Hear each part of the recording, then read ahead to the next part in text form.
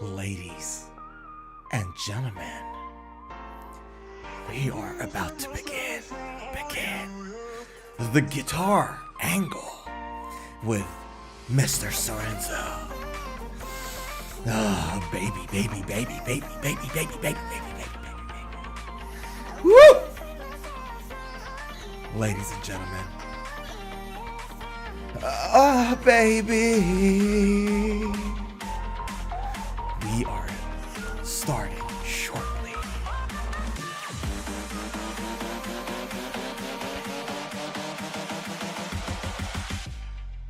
Woo! Baby!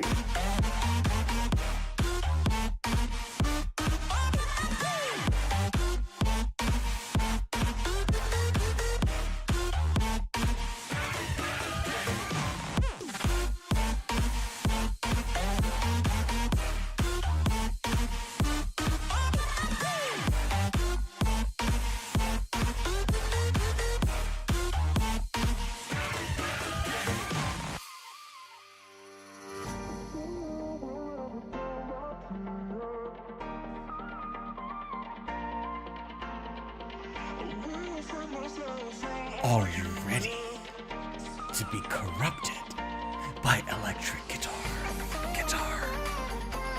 Welcome to the Guitar Angle with Mr. Sorenzo.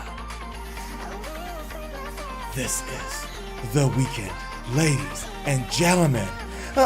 Baby.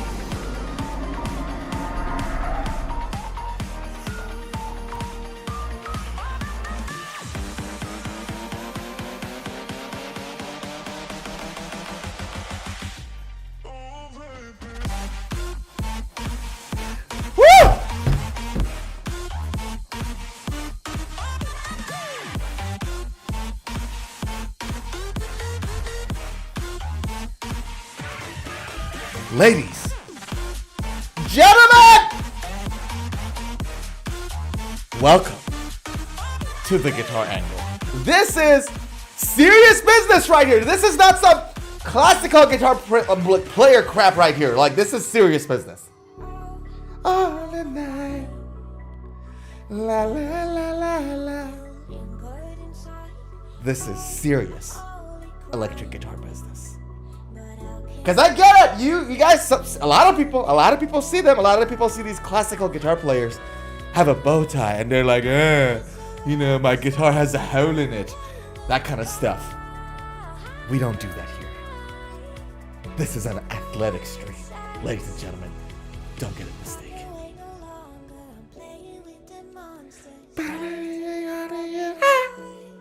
That's right. So if you're ready. If you feel the athleticism, look into my eyes. Look. Get ready.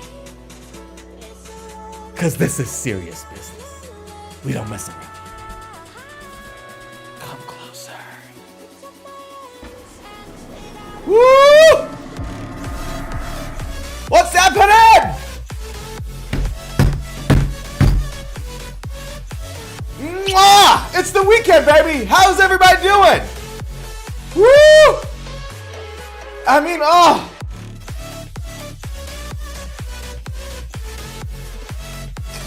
And it's the 4th of July weekend, baby.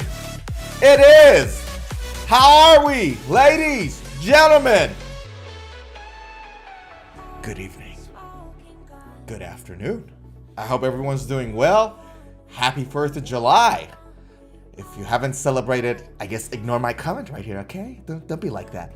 Don't be like, what about me? I had this, ancient tradition where we're from and you didn't celebrate. I don't know all the traditions, okay? I might know everything that is there to know about electric guitars, okay? But I don't know everything about all the traditions. But 4th of July. I know that one. So, for those who are celebrating, happy 4th of July, okay? Happy 4th of July, man. And I'll tell you guys a funny story.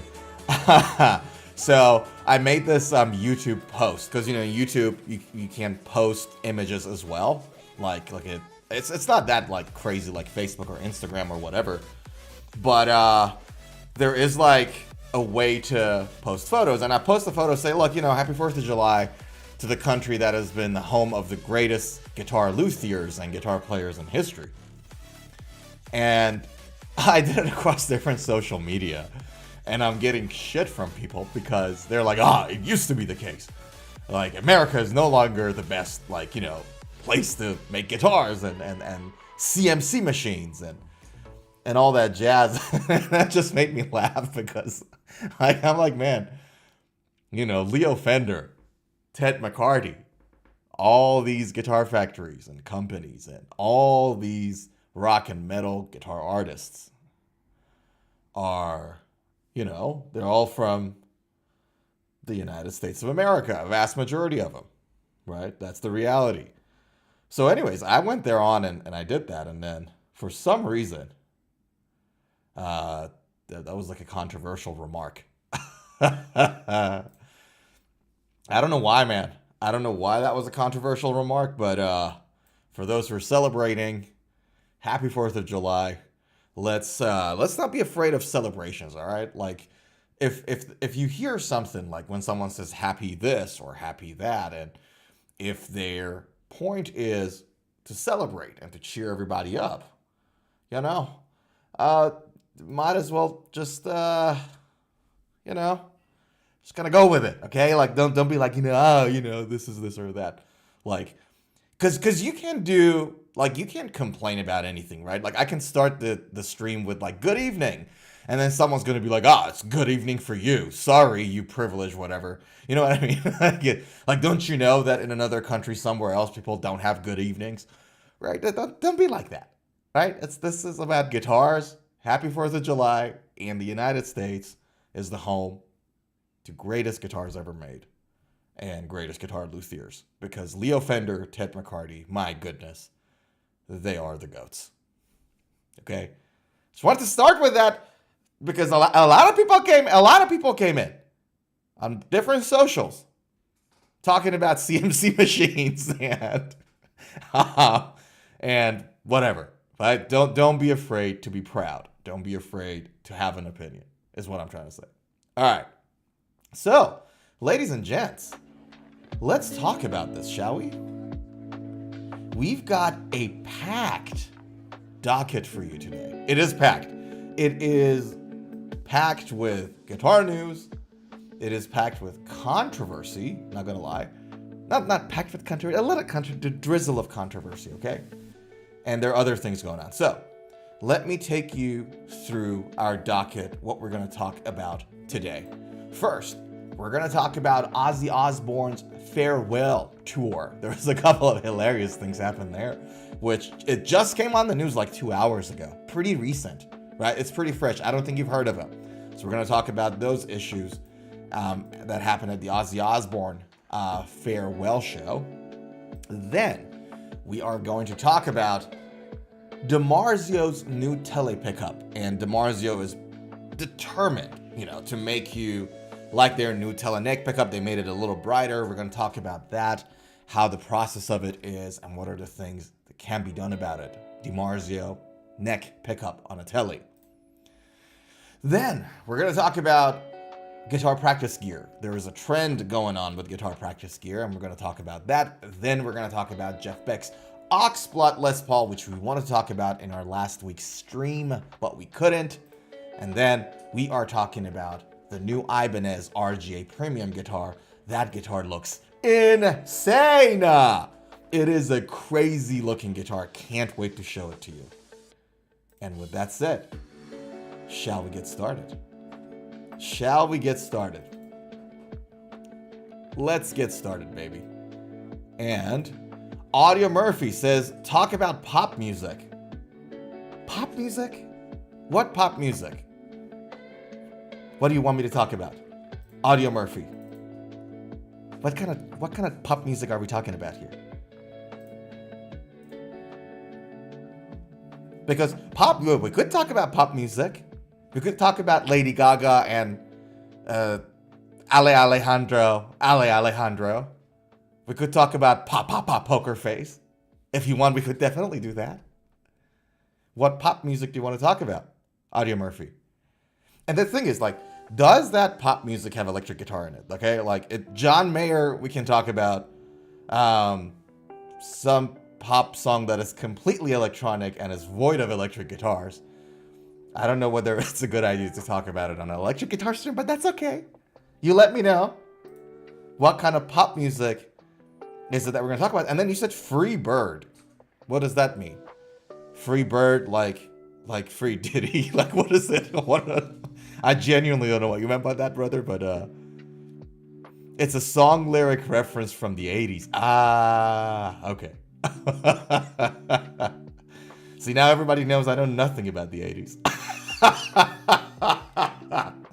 I didn't get the reference, dude. Sorry. Happy Saturday, pal. Hope you're well. Good to see you here. But yeah, no, I didn't get the Freebird. I'll look it up. This is it's not good. Freebird is a Lyric String Songs. Oh my god.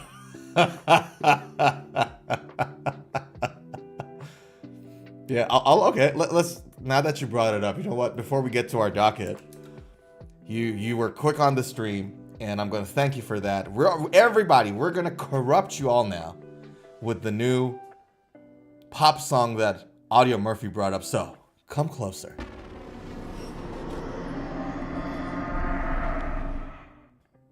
Okay, let us see what this song is. It is Freebird, Leonard. Okay. Oh my goodness. Okay, it is actually. Music is eternal. Hold on. Look, I can't play the whole thing because of copyright issues, but I can listen to a snippet. Give me a second. Hold on.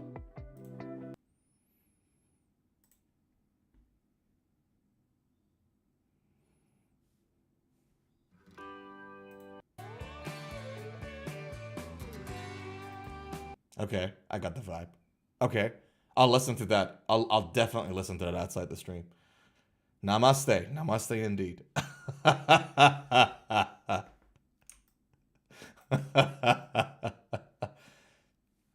Yeah, I heard of Leonard Skinner, but never heard their songs actually before. I'm not really well versed on the songs from the 80s, obviously. as it clearly shows.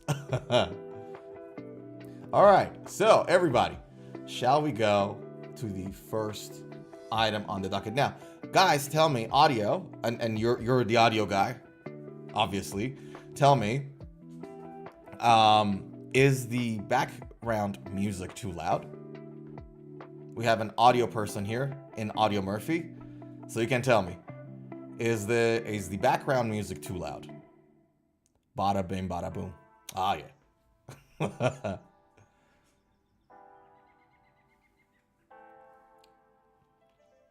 I'll take it as a no. Oh, perfect. Okie dokie. Thanks for that, pal. And from now on, you are the audio guy on the stream. Okay, we'll be referring to you. Perfecto de Castro. We're talking. Hell yeah. Alrighty. So let's talk about the first item on the docket today, because as you guys know, Ozzy Osbourne. Listen, I don't know anything about the 80s. I know Ozzy Osbourne. Okay, and I don't know the fact that I didn't know any song from Leonard Skinner. I don't know whether maybe I should stop right here and not talk about Ozzy Osbourne at all. I just completely disqualified myself to talk about anything related to the 80s. But Ozzy Osbourne, they're having their not Ozzy. Why did I say Ozzy Osbourne? Oh my goodness, Black Sabbath, not Ozzy Osbourne. Black Sabbath has this farewell tour called Back to the Beginning. It's the name of the tour, and the lineup on the tour is insane. Metallica, Tool, the Pantera guys are there. Nuno is there. There's super groups formed, so on and so forth. And they all doing this enormous, massive tour to celebrate, Black Sabbath. Black Sabbath is like, they're the OGs. So, I read this thing online that Zack Wylde, says something hilarious. He admits performers still don't know exactly what they're doing. So they're really going to do things the old school way. Black Sabbath's monumental farewell show, Back to the Beginning, is set to take place this Saturday, July 5th. So it's 2 days ago, right? But a day ago, yesterday. But the trouble is, many performers still don't know what to expect, at least according to Zack Wylde. The show, which will take place at Villa Park in Sabbath's hometown of Birmingham, England, features a stacked lineup of heavy metal's Elite, Metallica, Slayer, Pantera, Alice in Chains, Gojira, Lamb of God, and the list goes on.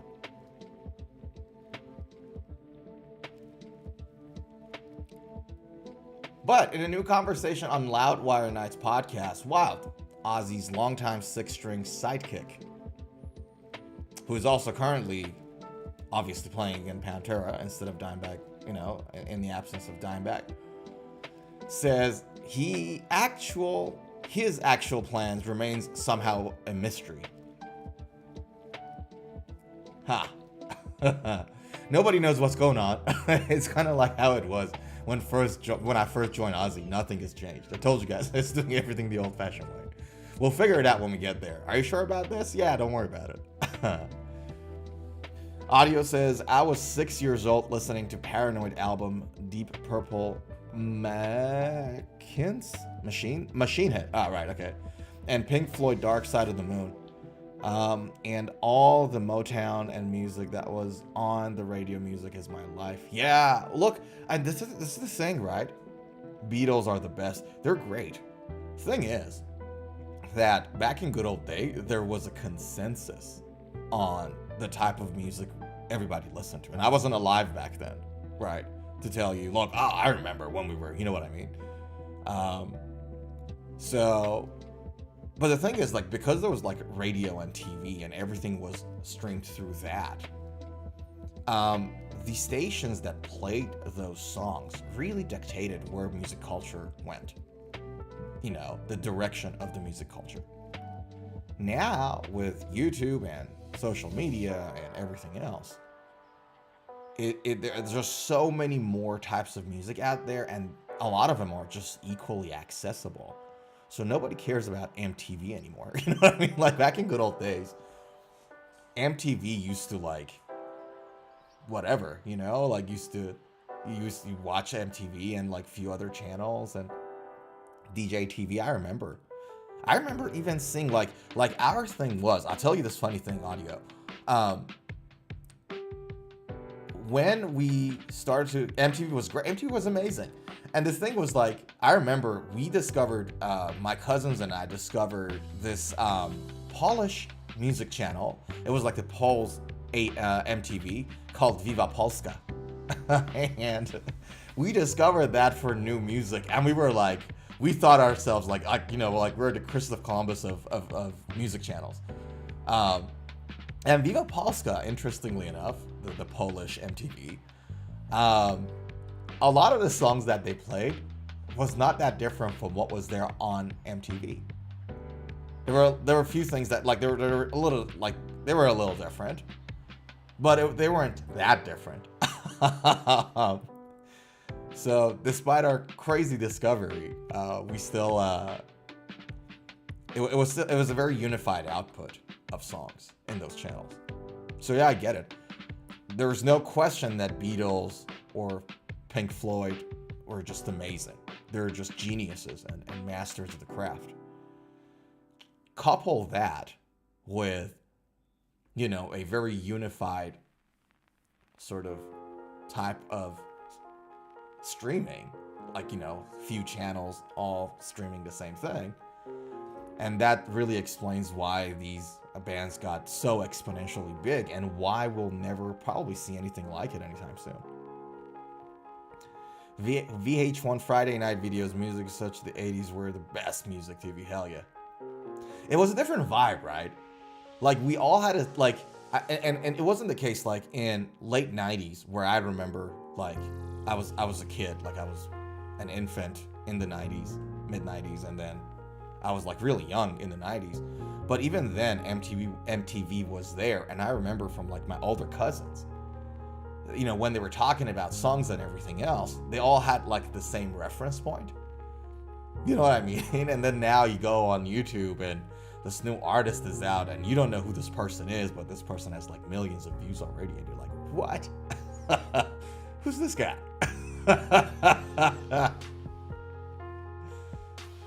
But yeah, man, Ozzy Osbourne and Black Sabbath were ginormous, you know. Yeah. Anyways, going back to the article. Elsewhere in an interview, Wylde describes the back to the beginning as like an Ozfest on steroids. That's what was so great about Ozfest. He continues, every year you had all the best in hard rock and metal touring. You got Metallica, Alice in Chains, Guns N' Roses, I mean everybody. It's just like an Ozfest on steroids and growth hormones. Like Zack himself. I had to do it. Because Zack looks like he's on steroids. Would you guys agree? Is it me or Zack actually looks like he's on steroids? Can we see a can we hold on a second? Hold on.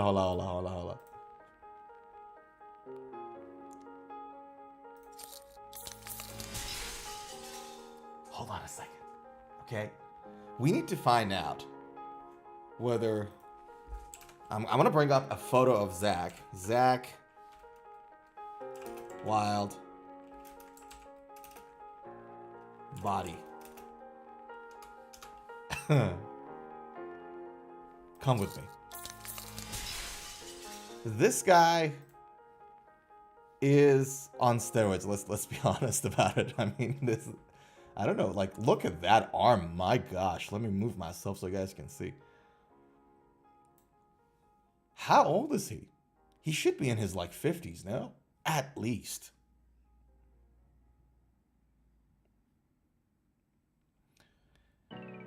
Yeah, look at that, man. How old is Zack, I wonder? Zack is almost 60. Yeah, he's 58 years old. The guy is in his freaking 60s almost. And look at that body. Holy smokes. Holy smokes. Dorotio! What's happening, baby? Hello, Jim Coop! Coop! What's happening, Jim? Roids? You bet. Look at that vascularity, though. Holy smokes. You guys see that? So when Zack talks about gear, we know exactly what he's talking about, okay? We know exactly what he's talking about. Audio says, today, nobody plays musical instruments except Lady Gaga. It's all fake music. There's a lot of that in there, but there's a lot of people who play music too, dude. Like actual guitar. Roid rage in the new rock genre. Big guns. Hell yeah. You bet. It is big guns. He looks good on him, dude. To be honest with you, I don't know. And I'm not trying to, like, there's nothing wrong in my opinion. If you want to go on and do whatever, it's your body and you can, you know, put the stuff in there if you want to. But at the age of 60, because Zack is 58, right? Naturally, body shouldn't, from my understanding, and I'm not a doctor, so don't quote me on this, okay? Don't go around and say, oh, Mr. Sorenzo said this, so I'm gonna get on steroids. Don't do that. But at this age, it seems like the body doesn't naturally produce enough testosterone for you to get to this kind of look. Because my man looks ginormous right now. Yeah, he looks good, man. He looks really good. I like him. It's dedication. Like, we all say roids, but the guy hits the gym. Like, you can't, this is not just roids. Like, he has discipline, okay? You're one of, like, the most memorable guitar players in the world, and you look like this, that's discipline. Okay, so let's not get it twisted. But you know, when Zack talks about gear, we have to double check to ask to see whether he's talking about guitar, he's talking about, you know. Better than pasty white bone racks. I agree with you, man. I agree with you. I don't know whether that was a pawn to what I'm wearing and how I look like. I don't know about. I hope it wasn't. It's like better than guys wearing like white stuff and they're all skinny. You know. I hope you didn't do that, but that's okay. Even if you did it, that's okay. But yeah, no, I agree with you, man. The guy, it's better. It looks better. Healthier, I don't know. He could be healthier because he hits the gym. But also the stuff you inject does do a bit of a number on your prostate, so I've heard. So I don't know. I'm in my 60s, not that jacked. You gotta eat healthy. Preach to that. You gotta eat healthy. And it's like one of those things, man. You gotta eat healthy, and you gotta do it at any age, to be honest with you. Audio says, well, I don't mean to be harsh, but to see live musical talent today, one must really search out and be in line with the vibe. I agree with you. Partially, I think you're right. But the other part of it is, and you know how we talked about it a little earlier in the stream, of how, because the distribution of music is much more democratized, right? What is happening is that there is a lot more music out there, first of all, and then the means of distribution has changed, so not everybody listens to the same thing, right? So if you think about it, for those who weren't here, and Audio and I talked about this, but you guys might have missed it, so I'll just say it briefly again. Gentrification is one of it, you're right. But also, again, it's not just MTV and few radio channels and a few, like, you know, TV stations that play the same stuff that they can dictate where the culture goes. Now you get to listen to a freaking hit that a kid has made on his iPad in his bedroom, in TikTok, YouTube, X, Facebook, Instagram, you name it, right? And then so we're like, oh, okay, great. We got all this access to Spotify. We got all this access to all these genres that we like, all this music that we like, so we're only going to listen to those, so we listen in more silos, right? And this is what I learned. I'll tell you guys, like, you might have felt like, you might have went on YouTube or Spotify and heard of this new artist, and you're like, oh man, I'm getting old. Like, who is this person? And like, this person has millions of views. How come I've never heard of him, right? It's not you getting old. It's the music business changing. Previously, the business model was, because of all this stuff that I talked about, previously the business model was for a lot of people to listen to the same, like, few bands, right? Now the business model is that fewer people listen to the people in their own bubble a lot, multiple times. So because everything is in its own bubble and its own silo,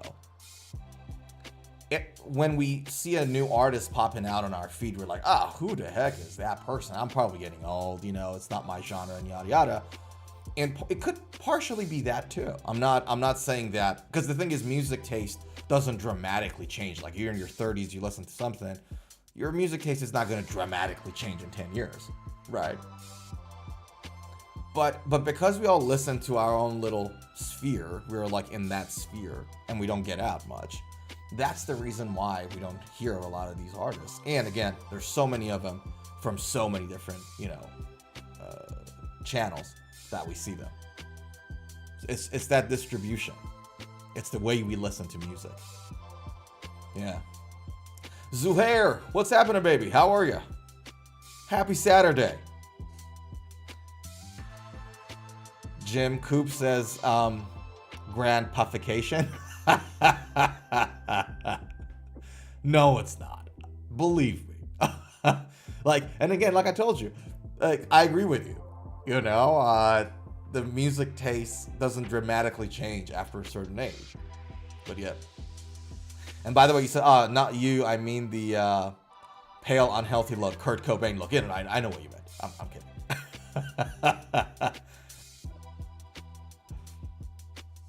Zuhair says, I don't remember when my music taste dramatically changed. I always loved hard rock and heavy metal, and still do. Only in recent years, I expanded into country, bluegrass, pop, and so on. You too? Yeah, music taste doesn't dramatically change. You rock, brother. It's all love, Jim. It's all love. You too. I appreciate you. Look, and I hope you guys don't mind. I joke around here, okay? This is not some classical guitar person stream like they just sit there very formal, you know. Oh, good afternoon, ladies and gentlemen. Oh, I want to be like very upright. I'm gonna hold my guitar with a hole, sit there, like, you know. It's not one of those streams. We get dirty here, okay? So better get used to it if you haven't already. But yes, I agree with you. The music taste does change a little bit. Not too much though. So, but talking about that, you gotta have sense of humor in this life, man. Life's already too hard sometimes. Okay, you gotta be able to laugh at yourself and things. That's a given. I agree with you. But yeah, so this is the thing. Like, I'll just go back to that article. This is what's happening here. So these guys got this Ozfest going on steroids, which is a Black Sabbath farewell. That's one heck of a right. And they don't know what's going on here. So a day before the tour, it turns out that even Zack doesn't have his schedule yet finalized. So this is kind of hilarious. That's what's so great about Ozfest. He continues. Every year, you had all the best in hard rock and metal touring. Metallica, Alice in Chains, Guns N' Roses, everybody. All right? As far as we understand, the event will see Sabbath's core lineup taking on their biggest tracks. Ozzy famously said he'd only do little bits and pieces during the show, with other musicians on the bill forming a rotating lineup. I'm not surprised, by the way, of Ozzy doing little bits and all that. The man's been really trying to retire over the past few years. Like, he really tried to retire. There's certain songs no one's going to touch because the guys are going to play it. But as far as Father Tom Morello, he's making sure everybody has something they can play. But yeah, there's crazy lineups on that, man. The guitar players that are there is crazy. Audio says, Woodstock 1 was about unity and anti-Vietnam. Woodstock 2 was about American privilege and what happened to youth of the USA. I don't know about that. I have no idea what that is, man. Be honest with you. Zohair says, did he really eat a bat? Like, a bat's head? Zack?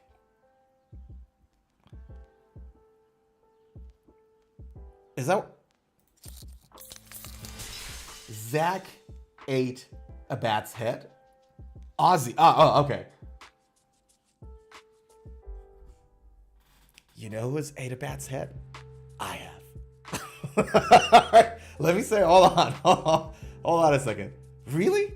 Ozzy Osbourne? No way. Surely this is like one of like 90s, 80s, like, you know, rumor thingy to create Ozzy Osbourne eating a bat live on the stage. Holy smokes. Oh my.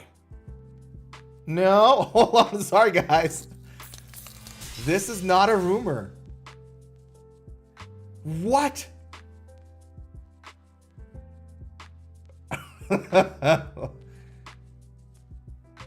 What is wrong with this guy?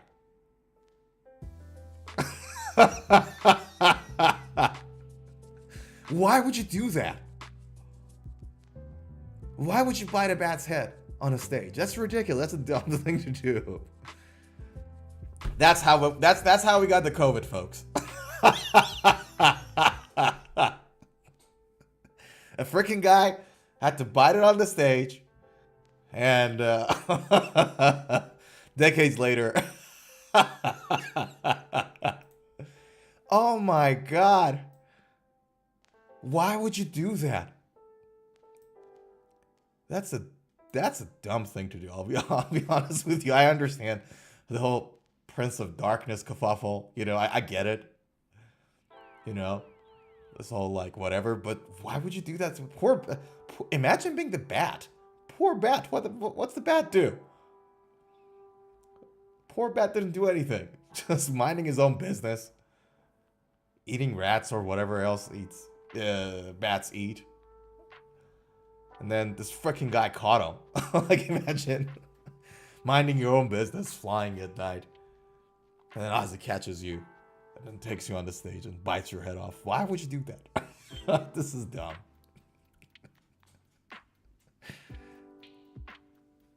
Yeah. In San Antonio, Ozzy was arrested for peeing near the Alamo while wearing his wife's dress. This is why, guys, we shouldn't mix hard drugs with alcohol. That's just... Dude, in the 80s, we ate, smoked, and drank everything. No, I dig that.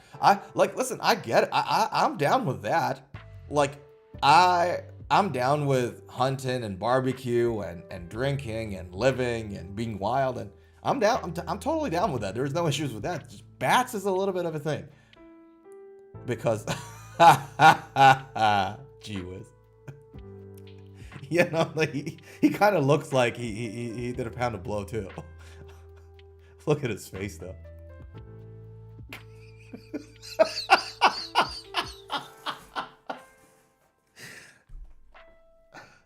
Why would you do that, man? That's so ridiculous.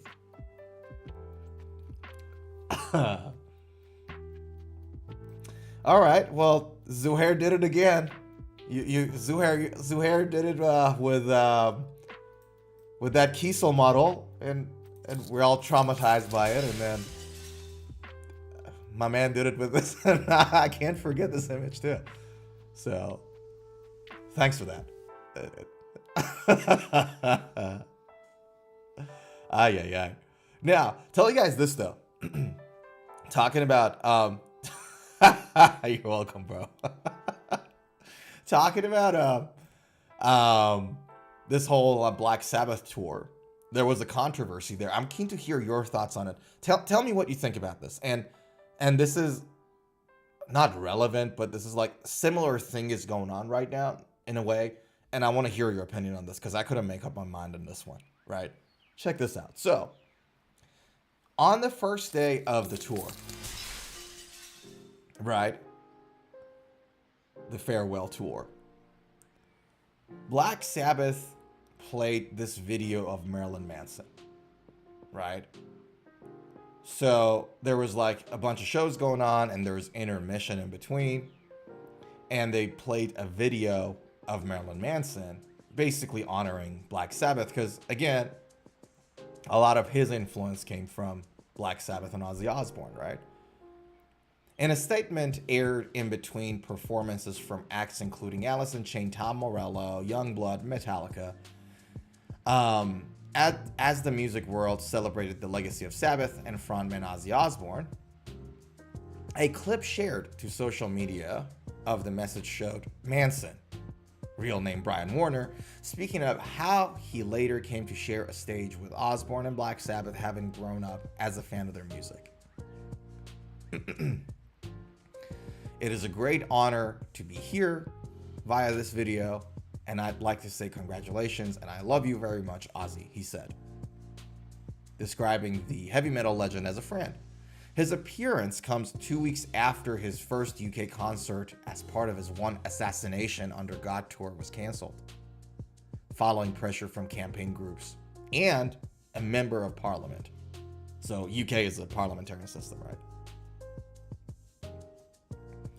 Manson was sued by 4 women accusing him of, sexual misconduct, in short. And he denied the allegations. He's been to court. The case against him was dropped after year-long investigations. Statute of limitations, and then nothing could have been proven at the time that they took him to court to the other stuff that he allegedly did or didn't. Okay.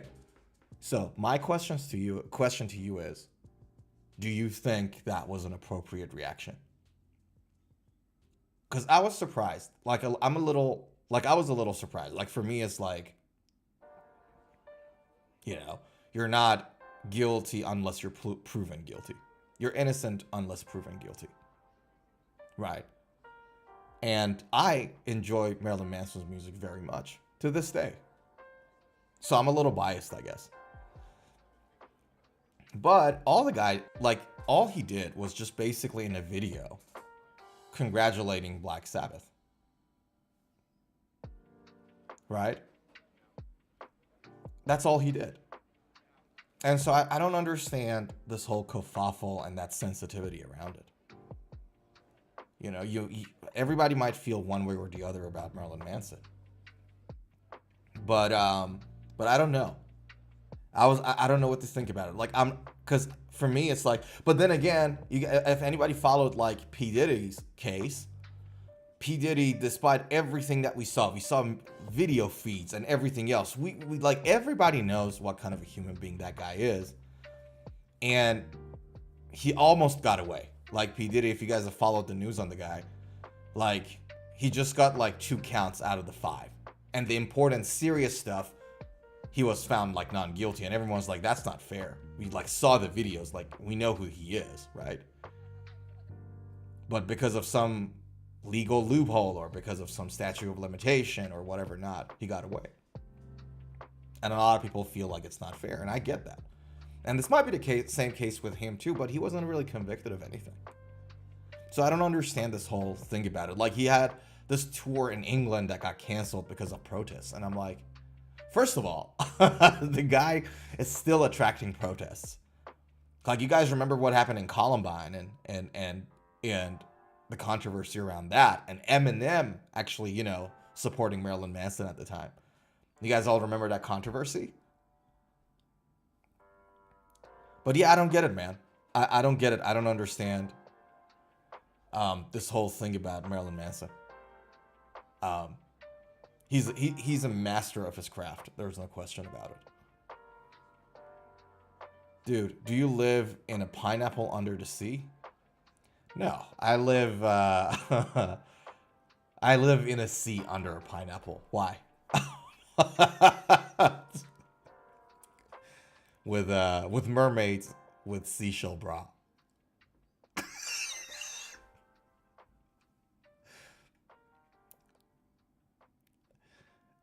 What? I don't know what that meant.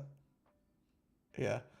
SpongeBob, hell yes. SpongeBob for the win. You got SpongeBob for the win. And SpongeBob, let's tell you guys, SpongeBob looks like a kind of guy that would play guitar really well. Right? He has this like square body that might cause a bit of issues with him holding the guitar stably, but he got like long arms. He might be able to play guitar really well. Doroteo said Warren DeMartani. Ah, there we go. Warren DeMartani, Georgia Lynch, Mick Mars, and CeCe DeVille. Mount Rushmore of glam rock.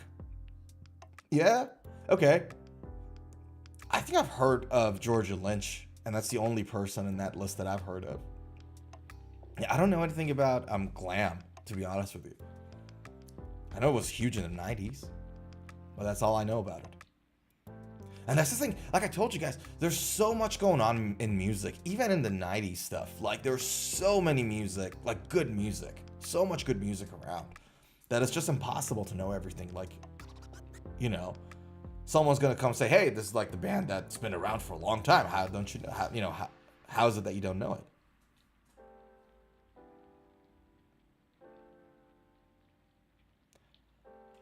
Yeah, George Lynch isn't the guy with the crazy guitar, the ESP guitar? With the ESP guitar that has like mortar drawings on it. All right, I gotta check George Lynch. Give me a second.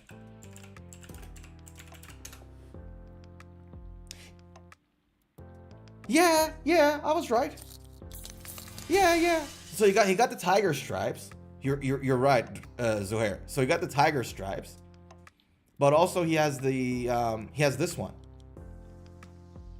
and it's not mortar. I guess it's trees. I thought this was mortars, but now looking at it, yeah. I could swear that I saw a guitar like this, like same drawings and everything else, right? And it was mortars there. I could swear, but I may be wrong. Was it this one? Yeah, there we go. There we go. That's that guitar with mortar on it. Yeah.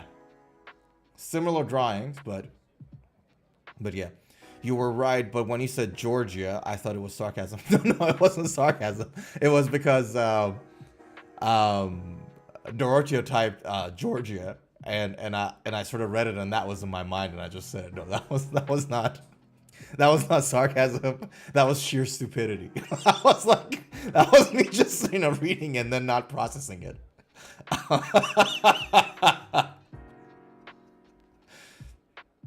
Yeah. Well, no, but that's the guitar. Like, so this one has like those mortars on it there, and then this one has the what looks like to be a pine tree. Yeah. Yeah. That's a Seymour Duncan pickup, by the way. I saw this guitar in person in Melbourne Guitar Show, not last year, the year before, if I'm not mistaken.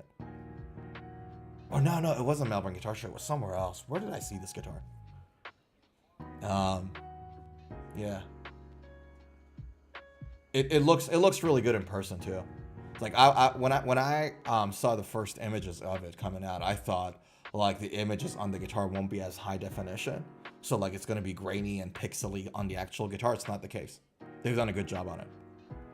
Yeah. So that's George Lynch. Yeah. Very exotic guitar pattern, guitar design. Who is the person on the guitar? No, I don't. That's a good question. Let's check it out. Give me a second. Let's check it out. That's a really good question, actually. Who is the person on George Lynch's guitar? And if we don't find the answer here, we'll just go to ChatGPT. It looks like an Indian American, like a Native American person. No. Okay, give me a second. Hold on. Let me.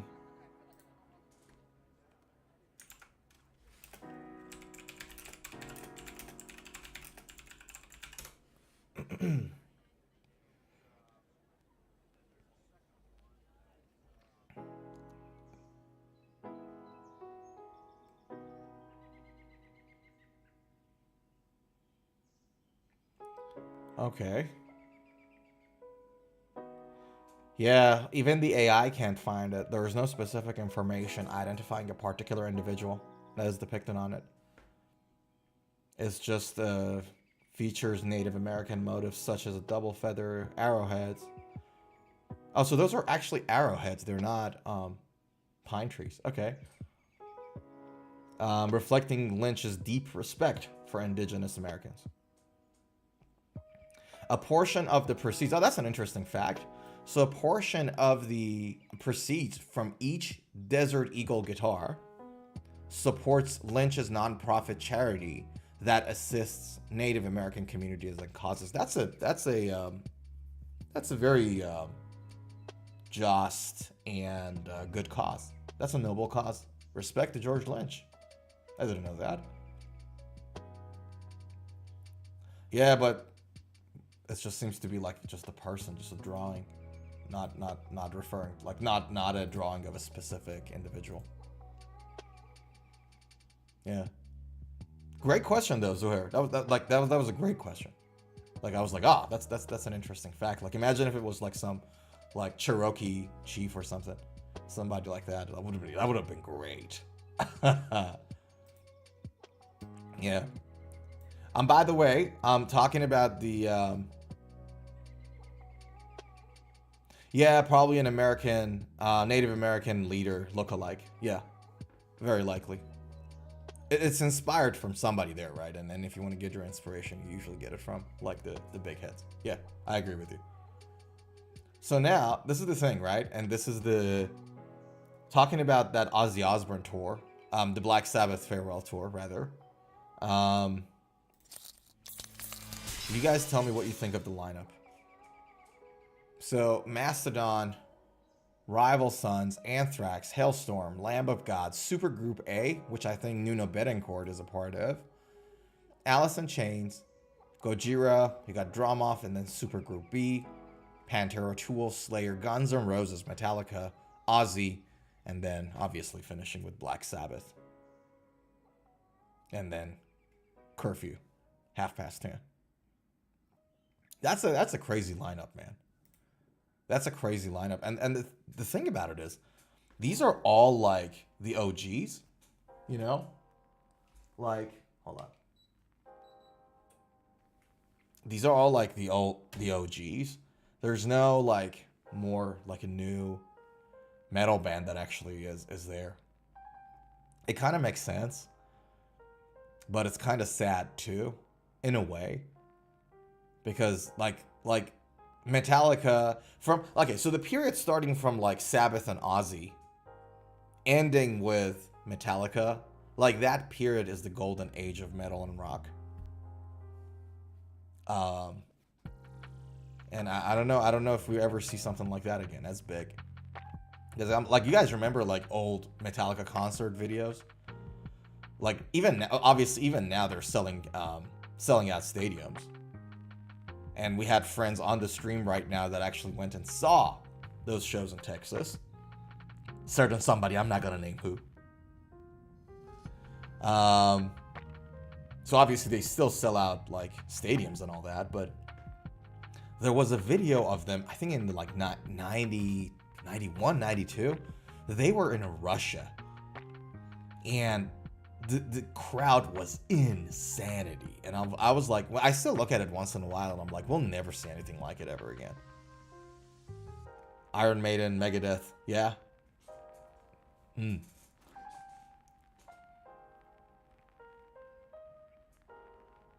Yeah, it's crazy. David Draymond is there. So Disturbed is not playing, but I think David Draymond was part of the supergroup. Yeah. Johnny Bean! Hello from Santa Cruz. Hello. What's happening? Is this a concert with each band playing 15 to 20 minutes? What concert is? This is Black Sabbath's farewell show. Yeah. So all these guys got together. This is like, because this is like pretty packed, right? It's only packed like this for a special occasion. Yeah. It's the farewell tour and everybody's gathering around. And like David Draymond from Disturbed is there. Nuno Bettencourt from Extreme is there. So there's a bunch of other artists that their bands didn't make it, but they actually did some super groups there, which is like crazy. But yeah, that's the thing, man. That's the show. I'm glad they're still doing it. Like these guys are in their 60s and 70s and they're still doing it. That's a lot of effort. You got to respect it.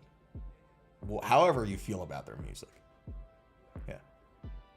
And in line with Black Sabbath, like Ozzy Osbourne, like I hope the man doesn't bite off a bat's head on the stage for the last time. I hope he doesn't go, you know what, screw it, it's just the last time, let me grab another bat. I hope he doesn't do that.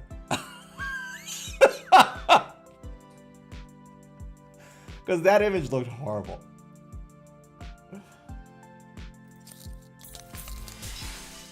Now that we talked about this whole Ozzy Osbourne Black Sabbath thing in detail, I'm gonna get you to look into my eyes for a second. Look. See how beautiful they are? Shall we go to the next item on the docket? Or you guys just want to talk about biting off Bat's head? Because if that's what I'm happy to do it. I bite a lot of things myself every day, like this stuff. Not really, but imagine I do. But we can't just talk about this forever, okay? Okay. So let's talk. Let's talk about the next item on the docket, shall we? I want to talk about this because it's an interesting one, and if you guys are into pickups, you will be pleased. You will be pleased. Okay, so DiMarzio pickups. Those who like Ibanez guitars know them very well. Those who like DiMarzio pickups, in fact, know them really well. More of the glassy sparkle that Tele neck pickups always lacked. DiMarzio is determined to make you like the Tele neck pickup position with its new Muscle T set. Okay. Guys, can we quickly talk about this? Can we talk about this? I really want to talk about this because let me actually go through this first. So DiMarzio has set out on a quest. It is a quest to make electric guitar players fall in love with Telecaster neck pickups by releasing a new set that looks to remedy a glaring issue that plagues most traditional unit. What is that issue? Hearing the cries of Tele players who hate the guitar's traditional pickups owing to the perceived muddy and dull tones that lack clarity, DiMarzio has launched the Muscle T set, which adds more of the glassy sparkles that Tele neck pickups always lacked, in a bid to save the day. Hand wound and tested at its New York facility, Muscle T neck is joined by accompanying bridge pickup, utilizing a traditional magnet stagger. It takes inspiration from the firm's favorite 60s Tele pickups, but kicks the output up a notch. The set also packs more sustain and has a warmer top end to eliminate harshness. Vintage inspired, but bestowed with a modern touch, the Muscle T offers a balanced low, mid-range, clear top. Right? Let's talk about this. Because for those who like single coils and have played single coils, when you place these single coils, even in the neck position at high volumes, the issue is never too much low end. Hardly. Right? Especially if you play Telecasters made with, in guitars made with ash or pine, these kind of toned woods, and in Telecasters, for example, usually these kind of guitars are really bright sounding guitars in a lot of ways. So let's talk about this. So I wanted to draw this, and then you guys tell me what you think about this. Give me a second. I want to get my drawing board, and I am going to do this. And it's not going to be the most accurate of all, like, most accurate drawing ever, but hopefully that'll, do something, to get my point across. So, here we go. That's your y-axis. That's your x-axis. That's the bad x-axis. Hold on. Okay? So that's frequency. And that's loudness. All right. Now, let me make myself a little smaller here. That's more like it. And we go up there. Okay? How does that sound? So now, this is how the frequency response of a single coil usually is like. So you got mid-low ends, kind of like that. And then you have this resonant frequency that's a bit exaggerated, and then it goes down like this. Right? This is how the frequency response of a single coil kind of looks like. It's a bad drawing, but you get the idea, right? The frequency response of a humbucker, by the way, it kind of looks like this. So you got a little like that, and then it kind of goes down a little bit more like this, right? And oops, like that. A little bump up with like a higher Q and then goes down like this, right? But we're not talking about that. What's the y-axis? Decibels, loudness. This is how loud it is. And then on x-axis is hertz, is frequency. Frequency.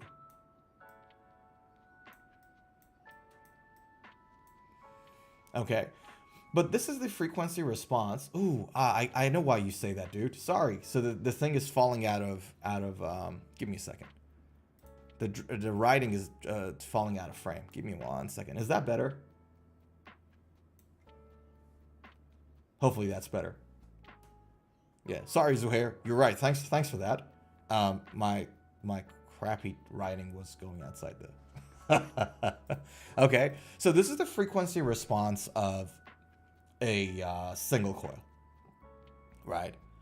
This bump up here, right, refers to the frequency, the note you might even say, that rings the loudest on your single coil, right? That rings the loudest on your single coil. So for those of you who've played with single coils before, what you know really well, hopefully, if you haven't noticed it, you can play around and notice it, and you can like Google, you know, what your pickup's highest resonating note is, and you can hear that difference in the loudness.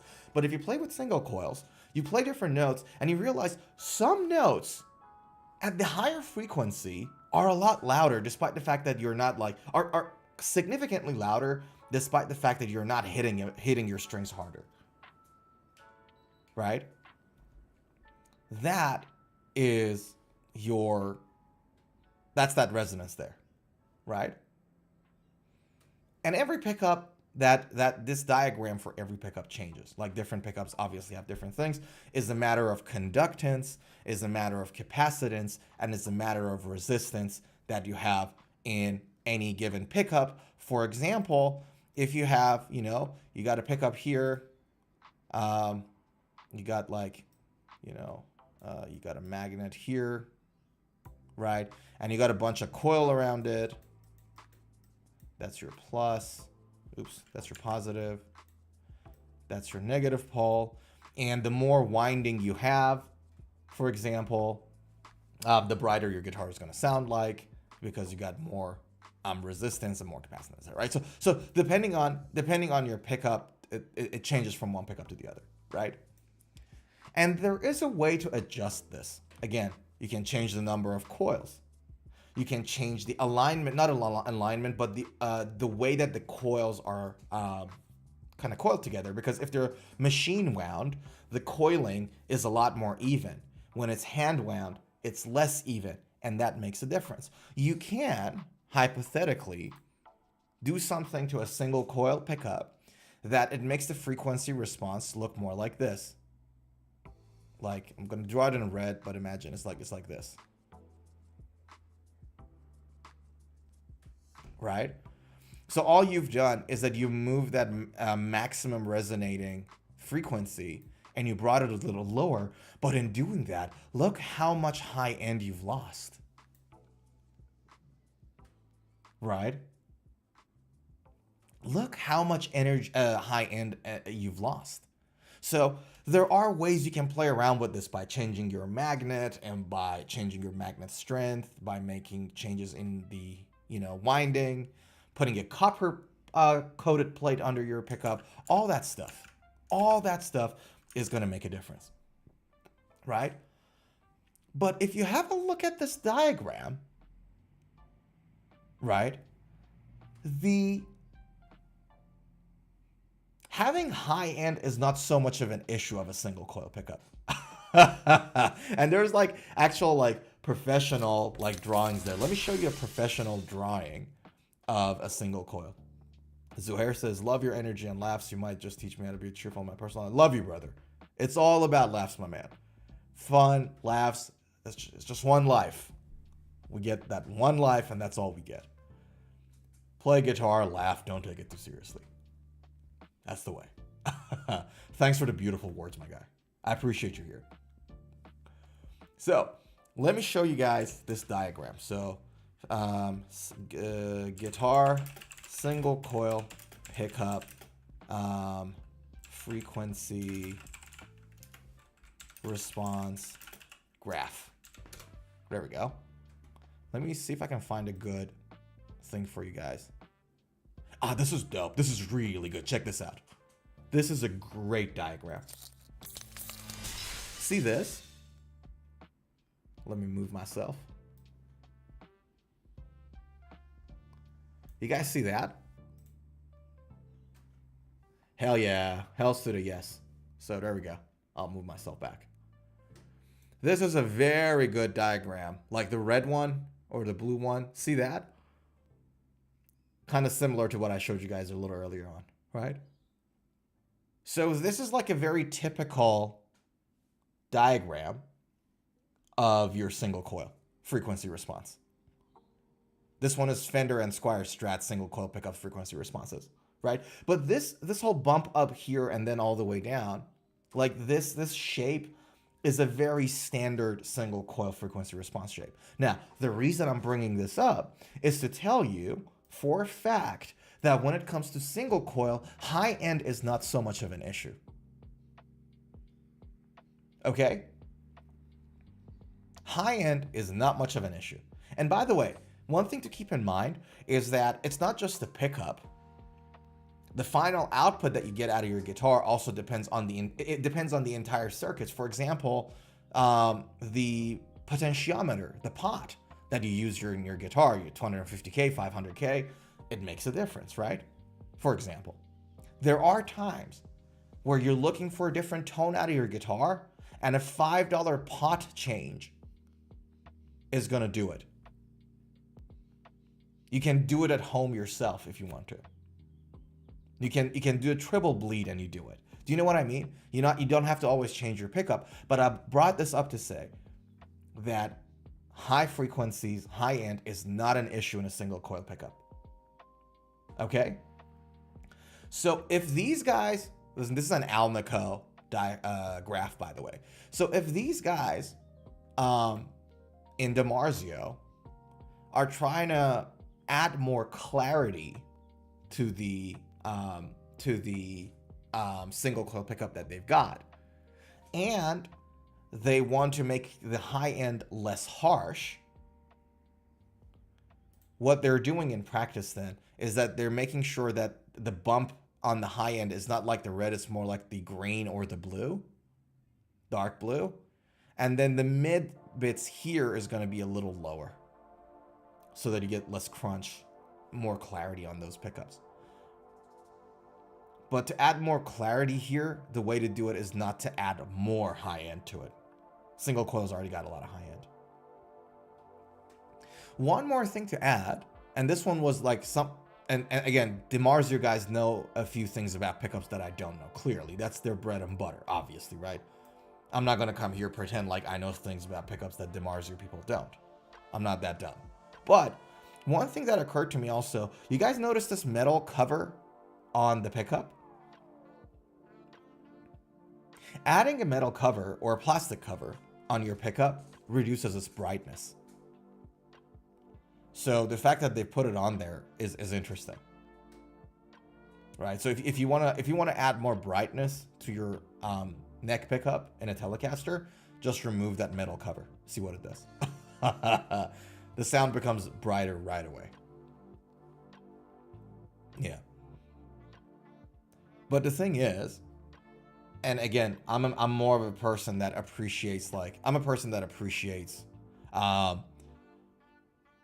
technology and improvements. Like one of the complaints, if you guys watch the stream, one of the complaints I always have is about how it's just like Gibson, Les Paul, Fender Strat, Tele, rinse and repeat, rinse and repeat. Nobody comes up with anything new. So that's one of the common complaints I've got. We don't complain about here. We don't complain about many things here, okay? But once in a while, you know, we complain. But not that often. All right? But one of the complaints I've got is that everything is rinse and repeat. But if you got a Telecaster and you got an audience that expects a Telecaster sound, there's only so much room you've got to play around. So I don't think that this new DiMarzio pickup, given, again, granted, hopefully it's going to be it's going to be a better pickup. They're going to improve on it, as they should. I don't think it's going to be so dramatically different to their previous pickups or the classic sort of like Telecaster sound. I haven't seen any rinse and repeat from you. If I had, wouldn't be coming for the same things again and again. Duh. Appreciate you. Yeah, it's not good. Like, and it's hard to, it's tricky, like, to not fall into that trap. Because me as a content creator, DiMarzio guys as pickup creators, you know, Fender as guitar creators, you want to make sure that you give the crowd what they want. And if something is working, it's tempting to just keep doing the same thing that is working. But at some point, you gotta, you know what I mean? Otherwise, it's going to be just rinse and repeat, and it's not going to work. And so, yeah, that's the thing I wanted to bring up about DiMarzio pickups. It's such a rabbit hole, tell you. It is a rabbit hole, this whole tone chasing thing. It is a rabbit hole. But the reality is that there's so many factors involved there, man, from your magnet and coils and copper plate under the pickup and capacitance and the resistance in your, you know, coil windings and the circuits inside the electric guitar and your potentiometer and that's just the guitar. And then you got your lead that takes the sound to the amp, and now you got amp, and then you got your pedals. You know what I mean? By the way, Zuhair says, by the way, speaking of Telecasters, I once played a Schecter PT special, or some PT model. My right picking hand palm was so uncomfortable putting it on that bridge. Can you look up that guitar? Yeah, of course I can. Let's have a look. Give me a second. And I'll have a sip of this. Hold on.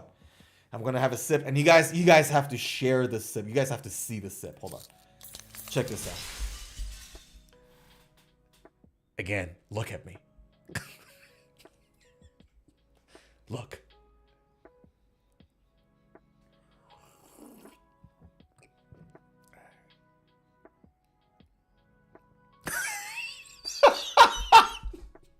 Good old my face. Hold on. I'm not gonna do this again.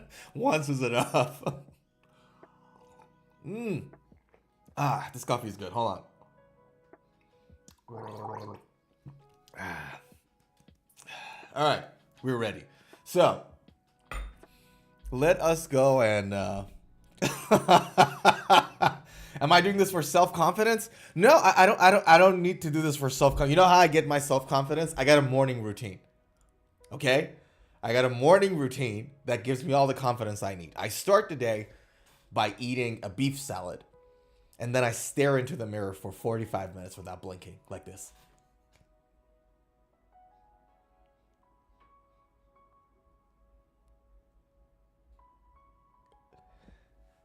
No blinking, no nothing.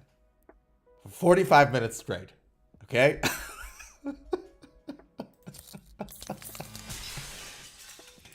Schecter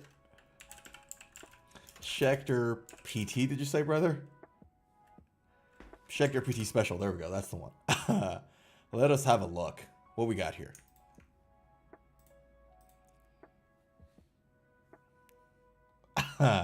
Ooh, look at that purple.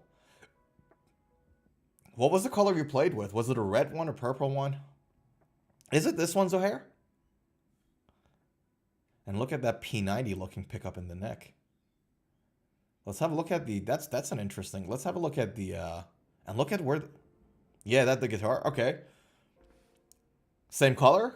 Or was it a different color? But look at that, I just like, check this out. I'm already just looking at it. A couple of things that came to my mind. Look, first of all, it's a P90 looking pickup on the neck. Different color. Okay. P90. You probably played this one. My guess is. Audio says music is A, B, C, D, E, F, G. Kids today cannot read or spell. Yeah. Well, I mean, I get like I don't know. Does does that refer to like music notation reading? Yeah. Yeah, I think I played this one. Yeah, that's the one. My guess is that's like a more traditional sort of that sunburst, smoky sunburst kind of a color. One thing I noticed, check this out. So you got this P90 looking pickup on the neck, right? And then you got the pickup switch sitting there. Usually in Telecasters, that's not where it sits, right? Give me a second. Yeah. So, in a Telecaster, the pickup switch, the pickup selector, usually sits here. Like it's on top of the, like it's at the first, it's the first knob there, right? It's not down here. What they've done with this pickup is that they've actually put it down there. So you got probably the, volume, tone, and then you got the switch there, which is really interesting.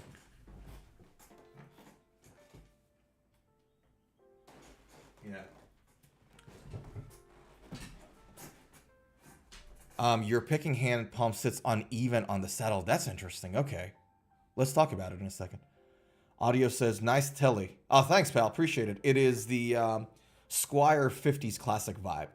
And what I love about it is that the nut is synthetic bone, but the body is made out of pine, which in the 50s, early on when they made these Telecasters, they made them out of pine, and pine is really heavy. Ash is something that they actually did later on. Now, most of the Telecasters, like Fender Telecasters, are made with ash. But pine was actually used initially, and it's a difficult wood to hold on to because of its weight.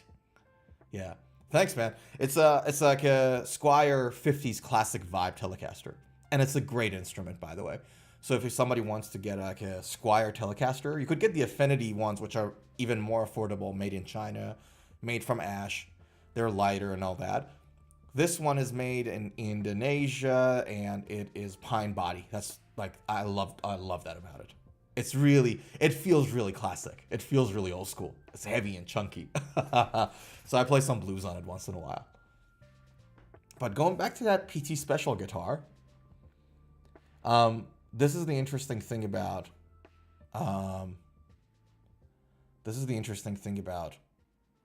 this guitar. Like this, I've never seen a pickup switch down there. Right, but could I replace the fretboard with a 22 fret one? I don't like 21. That's a good question. Can you do it? Yeah, I don't see why not. I don't think that one extra fret is going to cause you any issues. I may be wrong here.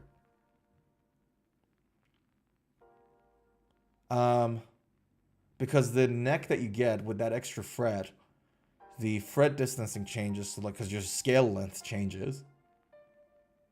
Let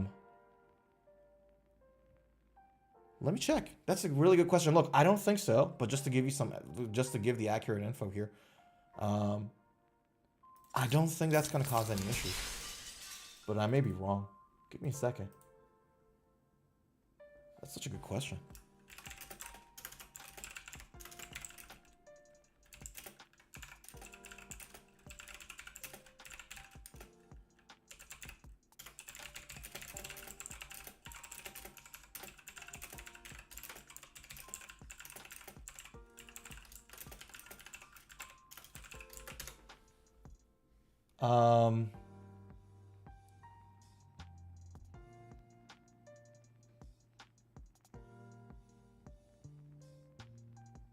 Right. Okay, so I was partially right.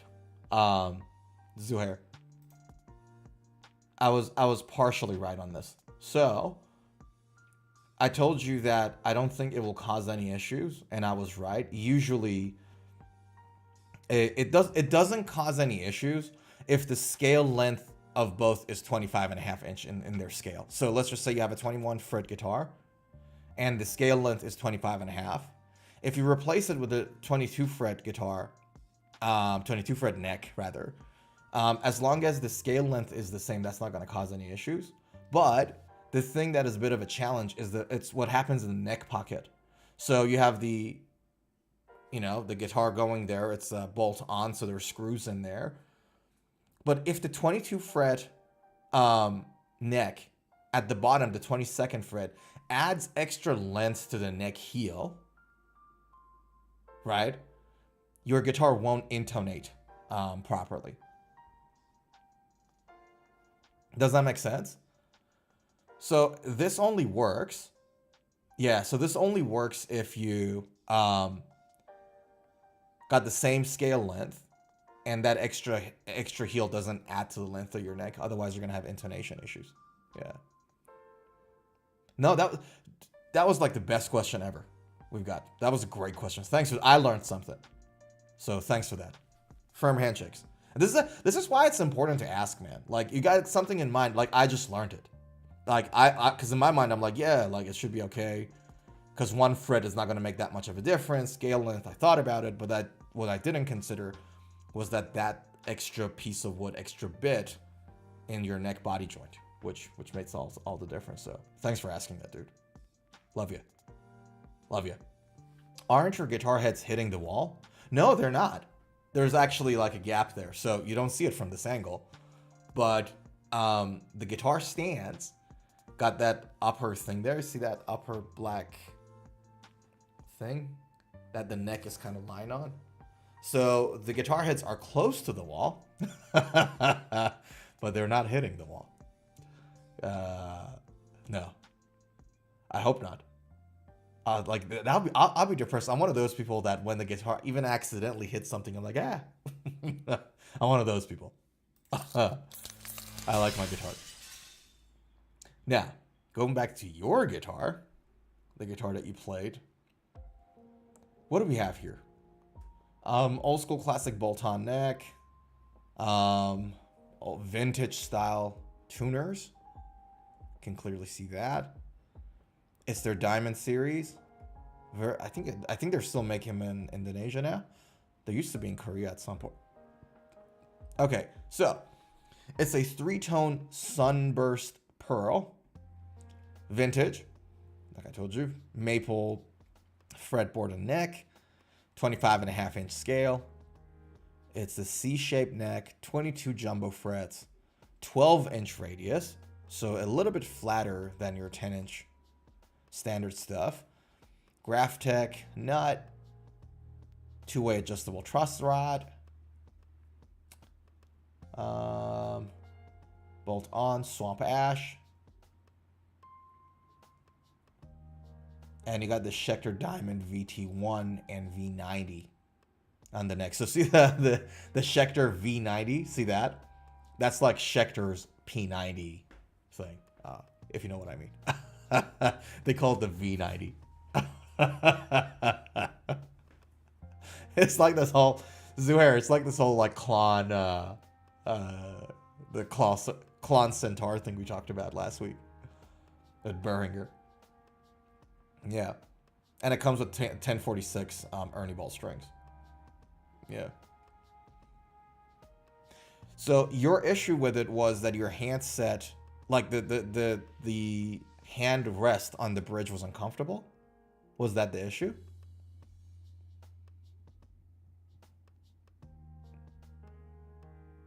Many years ago, someone told me if the truss rod is damaged, it is unfixable. Is there any true? Wow, P90 copycat. Yeah, I felt uncomfortable. Okay. If truss rod is damaged, it is not unfixable. It is very difficult to fix. Very difficult to fix, but it's not unfixable. So let me show you guys something. There is 2 common ways that the guitar truss rods are set up. There's a whole bunch of different ways. You know, everyone does things a little differently, obviously. But there's 2 ways that the truss rod installation in a guitar works. The first way, which is used for non-one-piece necks, right? So this is where you have your neck wood, and then on top of that, your fretboard sits. I'll give you an example.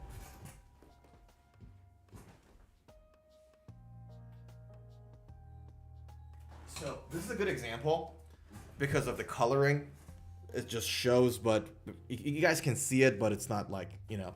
So check this out. This back here, the black stuff, is my neck wood. From where the white line starts, that's where my ebony fretboard starts, right? So you have the bottom wood, like this. You have the bottom wood here, and then the fretboard obviously sits on top of it. Okay? So,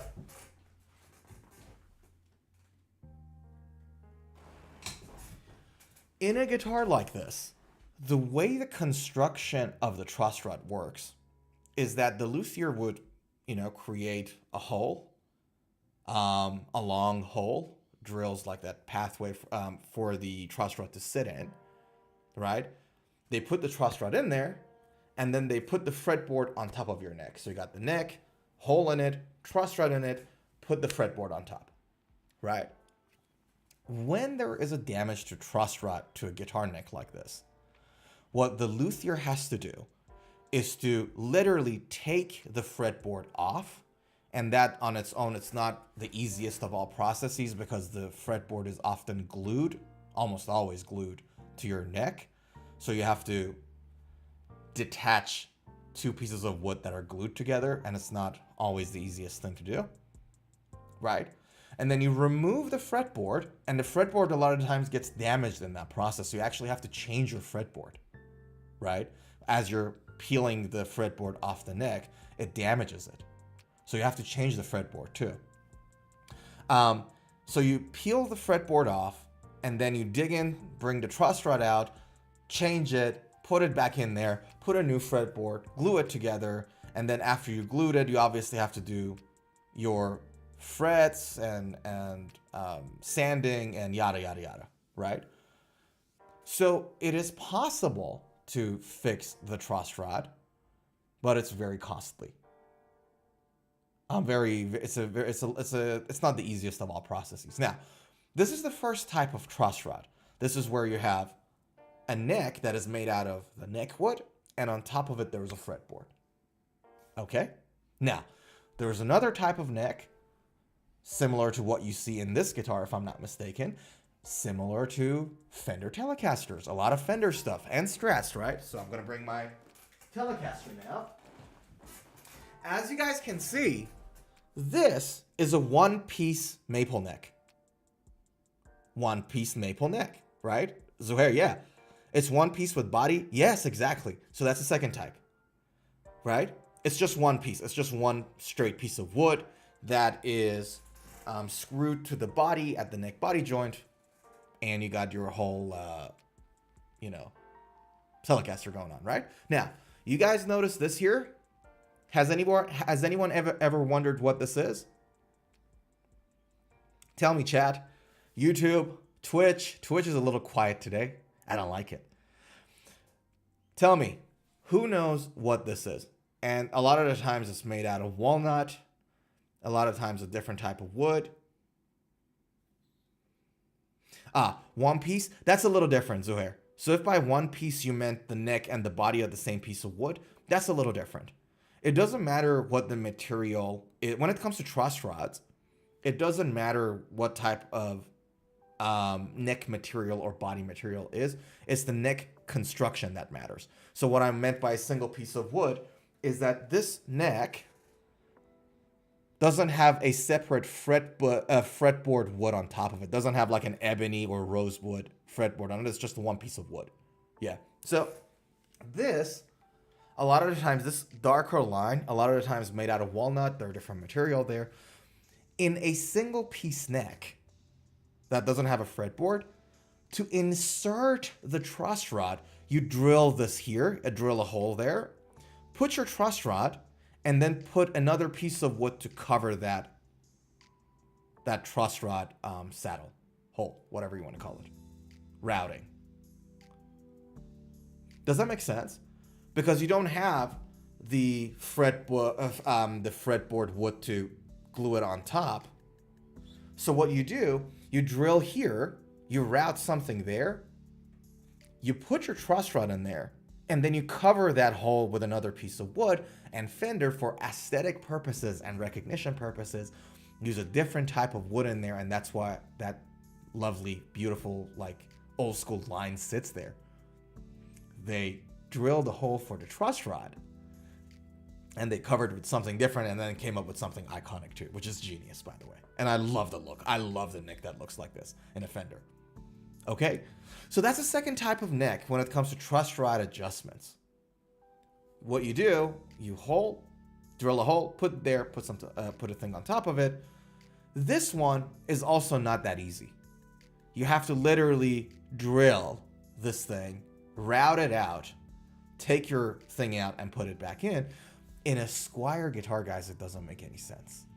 If you have a Squier guitar, or honestly, a lot of like more affordable Fenders, and you're not married to that specific neck, just buy another neck. If there is a twist in your guitar neck, if there's an issue with the truss rod, a lot of the times the cost of just buying a new neck, unscrew this, rescrew the new neck, the cost of that is a lot less, and the hassle of that is a lot less, and it's a lot faster. Yeah.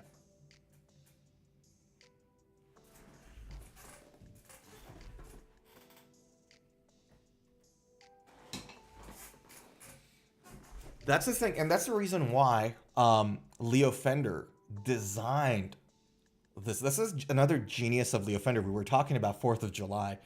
Zuhair, you weren't there on the stream. A lot of people weren't on the stream, but earlier on the stream, I brought up this kerfuffle that I had. So on my social medias yesterday, I posted a 4th of July, happy 4th of July message, because 4th of July, right? And I said, happy 249th birthday to the country that is the home to the greatest luthiers and greatest guitar players the history has ever seen. And I meant it. I thought it's a nice message, right? And then a lot of people on different socials, not on YouTube so much, they were like, it used to be. It's not anymore. Like CMC machines, you know what I mean? Like Indonesian guitars are as good. And I'm like, no, like, just like, no. Leo Fender, Ted McCarty, Paul Reed Smith, the Kiesel guys, right?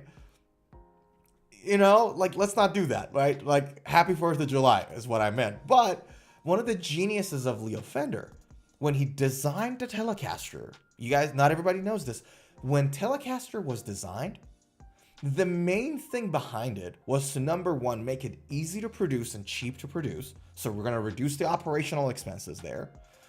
It should be easy and cheap to fix and maintain. That's why when somebody talks about Telecaster, a lot of people refer to it as the honest instrument, because the design of this thing is minimalistic.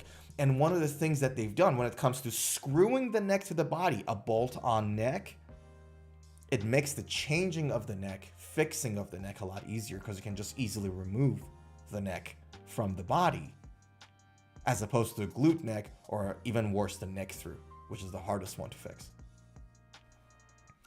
When Zuhair told me that the saddle felt uncomfortable, I didn't tell you guys this, but the first thought that came to my mind was like, oh, okay, can't believe Schecter messed that one up.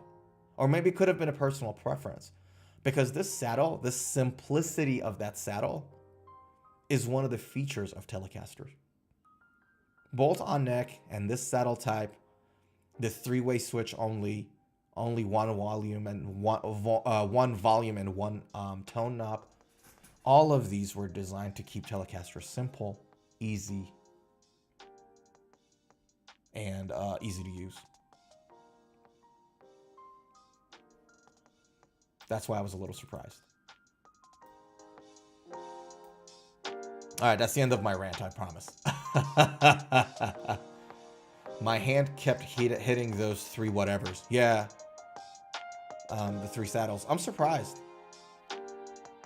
I'm really surprised. Because this is like a standard bridge type. Like, this is not something that takes too much like training to be able to do. And a lot of the stuff, like with Schecter, like they don't build these things. I don't think so.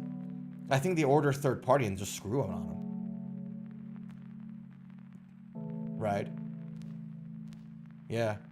No, like you're right. It's not like it's just you. Like personal preferences are different. That's why we have so many different types of bridges, because everybody prefer different bridges. You know? Can you put an Evertune bridge on any guitar? Pretty much. Yeah. I mean, it doesn't make sense to put it on a guitar that has locking nuts, like has a Floyd, I guess. Doesn't really make much of a sense there, but yeah, you can do that. Some might need extra routing, some might not, but it's doable. Yeah, it's just a bridge. It's just another type of bridge. Yeah, and so the installation and the changing of that is not that different to any other type of. You know. Yeah, that's an interesting guitar. Dude, this song is romantic. We're all on a guitar date. Yes, we are. Look into my eyes in this candle light that I have. It's a ring light, but imagine it's candle. Look at me.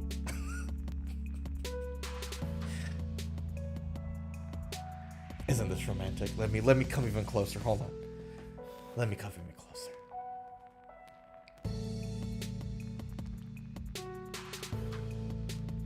As we sit next to each other in proximity, and we talk about love,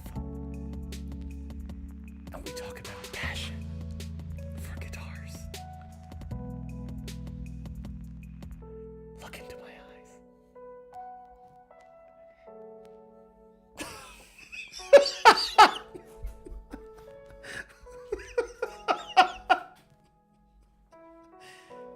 You said it's a date. I took your word for it.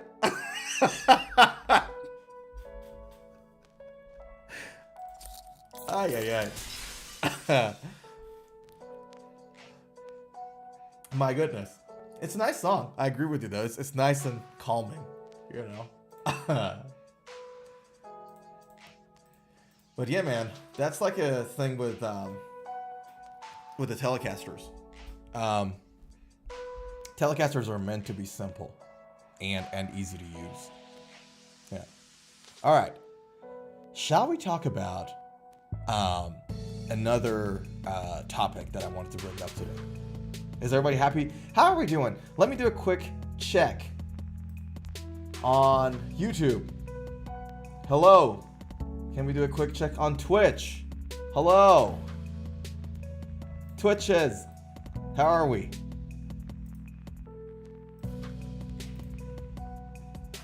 Let's do this. Let's do a quick switch to another topic. That is, I read this article about, is the guitar gear practice dying?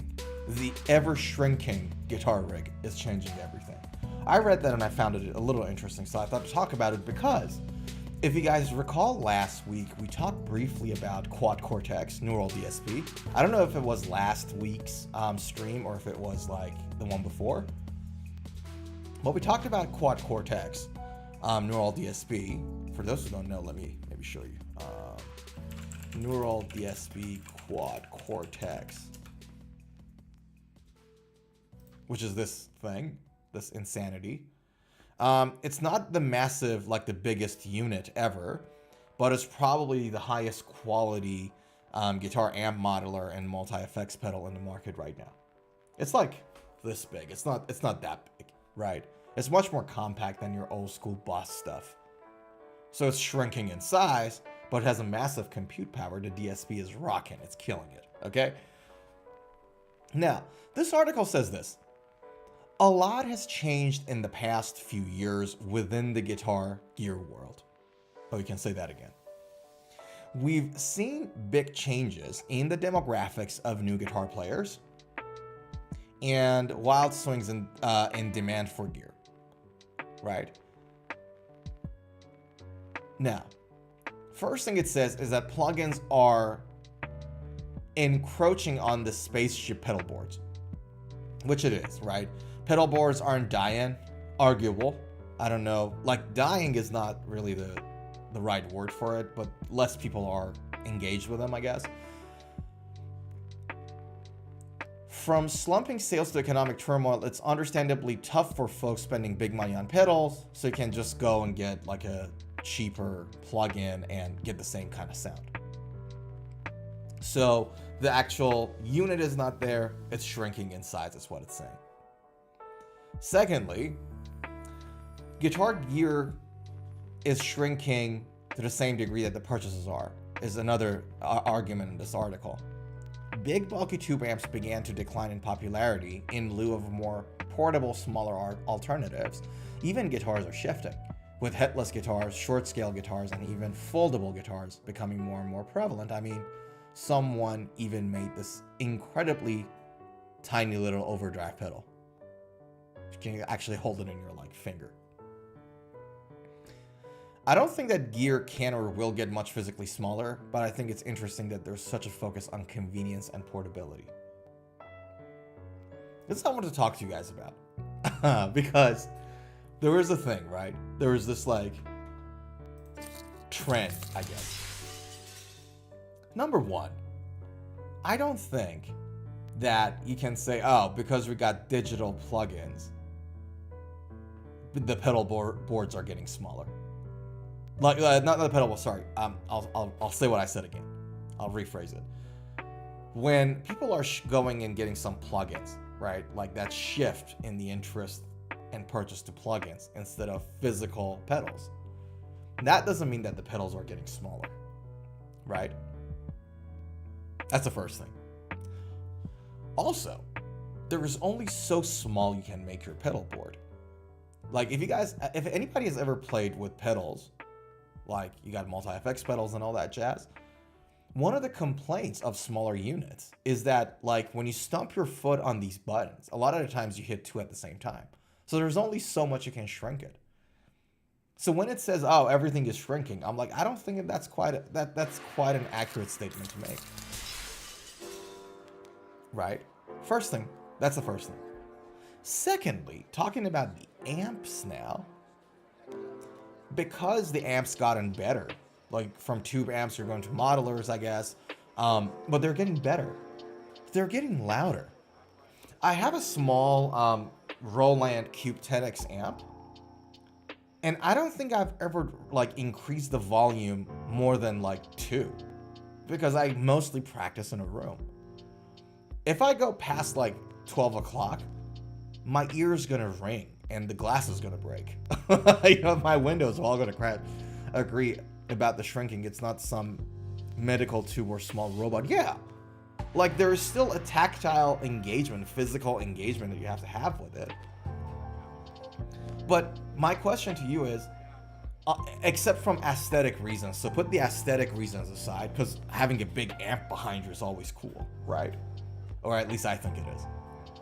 But if you have a tiny little amp that can make a louder sound and makes the same loudness, same tone quality as the big one, why would you make a big one?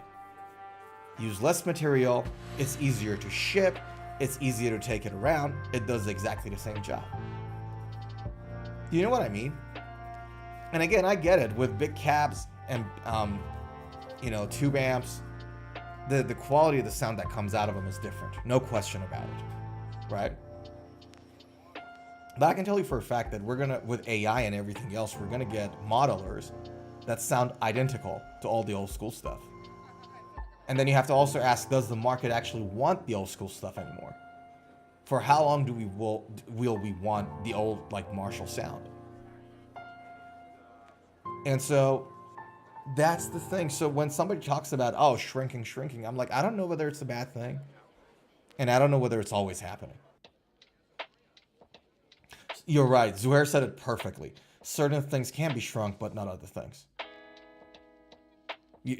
I totally agree with you. I 100% agree with you. Like, I don't want a pedal that is like this big. I don't want it. I appreciate the technology. Doesn't make any sense. So, yeah, these articles are something else, man. I don't know. So tell me, does anybody here like, who's here got a big is big on pedals? Anybody here that is big on pedals? Because literally what I use at home is I've got one overdrive pedal that I use to tighten my low end, and I've got a multi-effects pedal that I use, but it's like a very small unit, and then I go to my amp. Is there anybody here that got like a massive pedal board? I'd be keen to hear your thoughts on this. Like, do you want it smaller? Isn't that the purpose of a pedal board? Actually, like one of the things, like cool things about a pedal board, you get a lot of stuff on it that is abnormous. Like, because if you wanted it small, you would have gone with it, you know, and saved some money too. Yeah, I don't know. Yeah. By the way, you guys remember last week we wanted to talk about, Zuhair says not me either, brother. But yeah, like a lot of people got it. Like a lot of people have that,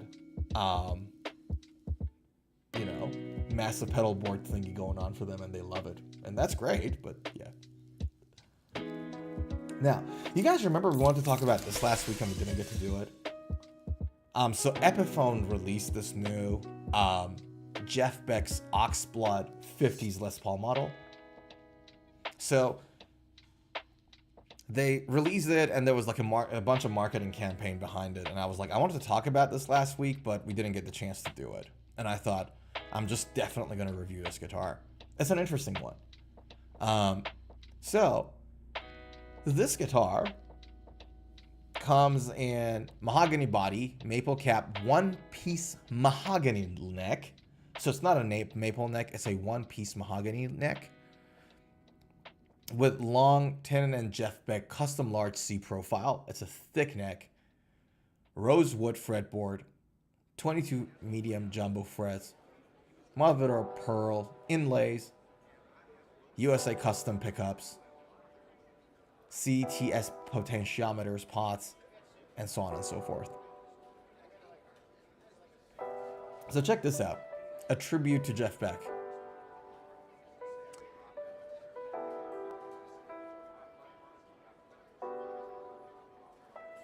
No, this is not a... No, that's a little different. That's a little different. So, one-piece neck is different to whether you have fretboard on it or not. Okay, let me show you what I mean. So, if I have this guitar here... actually, I might be able to better off explain it this way. Hold on. Okay. Check this out. So there's three things to consider in a guitar neck. Okay. First one is your neck body joint, which we talked about. Right? The second one is your neck headstock joint. Okay. The second one is the neck headstock joint, which is, this is what it's referring to. And then the third one, if the fretboard or not. So we talked about item 1 and 3. We talked about neck body joint. So let me stop the music for a second. Hold on. So, neck body joint is when your neck meets the guitar body. Yeah, perfect. Zuhair just said it. So you had like set neck or glued, bolt on or screwed, or neck through. Love ya. Perfect. Okay. The second one obviously is whether you got the fretboard on or not. So whether it's just one piece, your fretboard is the same piece as your neck wood, or you got the fretboard on. The third one is the neck headstock joint. So the neck and the headstock also get joined together in different ways. And in Fenders, a lot of like your Fender Teles, for example, it's just a one-piece neck. It's just, again, one piece of wood. So in that neck, you have no fretboard and you have no glued headstock, for lack of a better word. Okay? Now, this is what is commonly known in the luthier world as the Fender guitar paradigm, right? Fender necks, the philosophy behind creating the Fender necks, has these characteristics. And it comes with a few different like characteristics there. Like, so for example, you guys notice that, so this guitar also hasn't had its headstock glued. It's just one piece of wood. And you notice how the headstock here is just a straight line. It's just carved out. It's just a straight line. It's a continuation of the neck. You guys see that? Right? That's the reason why, by the way, in Fender guitars, we have these headstock guitar string trees, right? Because your neck is straight, continuation, the headstock is a straight continuation of the neck. You put the string trees here so that your strings don't come out of your guitar nut, don't pop out, right? It just pushes down the strings and make sure your strings don't pop out. So this is a very characteristic of Fender guitars. Now,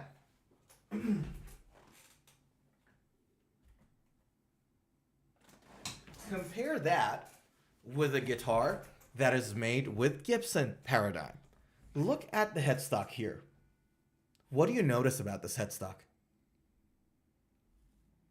You notice that there's a few degrees, like 5 degree, 10 degree angle in the headstock. You noticed it? This is a characteristic of a Gibson guitar building paradigm. And you notice that Gibson guitars like Les Pauls, for example, don't have any string trees. The reason for that is because your headstock is angled. So what's happening is that you have your strings, this is your nut, and your strings are kind of angled this way. And because of the pressure that they put on the nut, your strings are unlikely to pop out of the guitar nut, right? So that you don't need the string trees anymore, right? So dude, this is like, I'm really like, I'm giving you just 1 point. Like the difference between Fender paradigm and Gibson paradigms is like hours of stuff we can talk about. But the reason I brought this up is to tell you that with a lot of the guitars that are made with the Gibson paradigm of guitar building, right, there is actually a neck headstock joint. So the neck and the headstock are not made of the same wood. They might be the same wood type, but there is a cut there that they glued it together, is what I'm trying to tell you. Have you ever heard of this thing called a scarf joint? Right? So scarf joints is a very common, and it's probably the cheapest way, guitar neck scarf joint.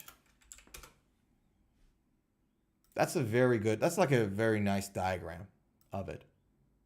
If I can actually make this a little bigger, can I? Okay. So see this? Literally, you get a piece of wood, you cut it from there, and then you flip that cut like that, and then you either put it on top or to the bottom. Like that's a very common way. That's one of the cheapest way to do an angled neck headstock joint, right? So when somebody says it's a one-piece wood, we're thinking more of a Fender style one piece, or if it's a Gibson style, it's carved that way, right? It's carved with an angle.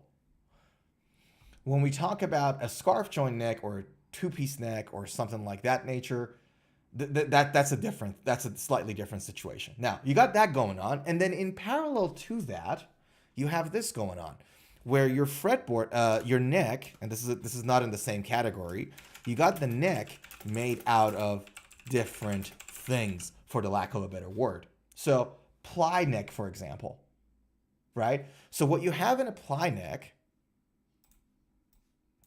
is that instead of having one piece of wood like this, it's just one piece of wood, right? You have something like this going on. You have a piece of wood here, a piece of wood there, and a piece of wood like this. And then in the middle of that, it has like carbon reinforcements and all of that. And then these woods and reinforcements are all like pressured together and glued together, and then they make the new neck instead of a one-piece neck, right? So you got that going on as well. Very common in 7-string, 8-string guitars because you need that extra stability. So plywood necks, guitar necks that are made out of multiple different stuff, they are actually more stable than your one-piece necks. So for like 7, 8-string guitars, usually you see these kind of necks going on. I'll show you exactly how they look like. Guitar multiply neck. Check this out. That's a great photo of it. See that? These are different types of wood, and you can see the difference in the color. And the black stuff that the black stuff that you see there are like carbon reinforcements.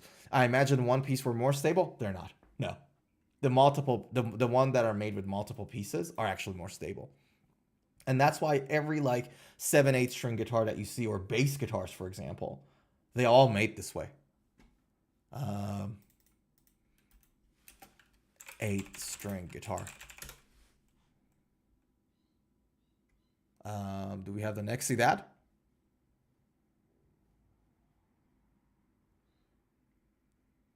Yeah. See this? A lot of 7, 8-string guitar, most basses, most 7, 8-string guitars they all got that because it's more stable.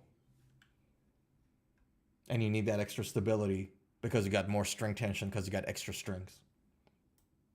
So ultimately, going back to what we talked about, these are the common factors like that you have to consider when it comes to the relationship between the neck and the rest of the guitar. And the funny thing about it is that different guitar manufacturers, they've got like different way of naming it, I guess, right? So going back to that Gibson thing now, where are we, right? It's a one-piece mahogany neck. So that mahogany neck is made out of one piece of wood. It's not multiply, right? Now, we know that it has an ebony fretboard. Where are we? There we go. That's the neck details. Fingerboard. They call it the fingerboard. See, they don't even call it the fretboard. They call it finger. So the fingerboard material is Indian rosewood. Sorry, it's not ebony. It's rosewood. Yeah. What did I mean about the fretboard or not? Oh, okay.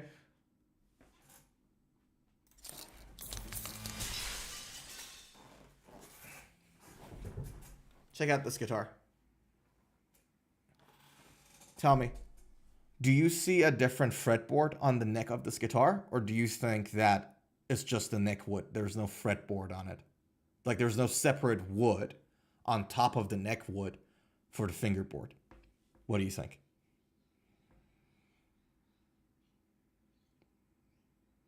See that?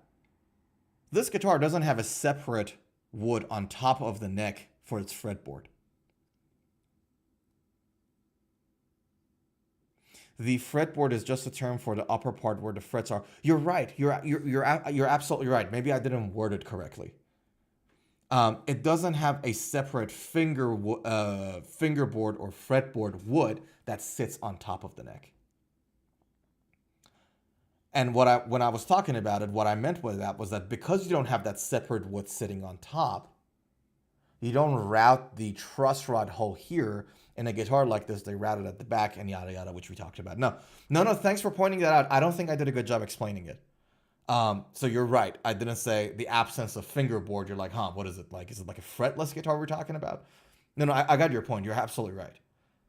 But what I was saying is that there's no separate wood that sits on top of it.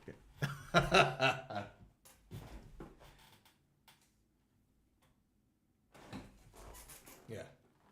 Thanks for that clarification. Thanks, brother. Appreciate it.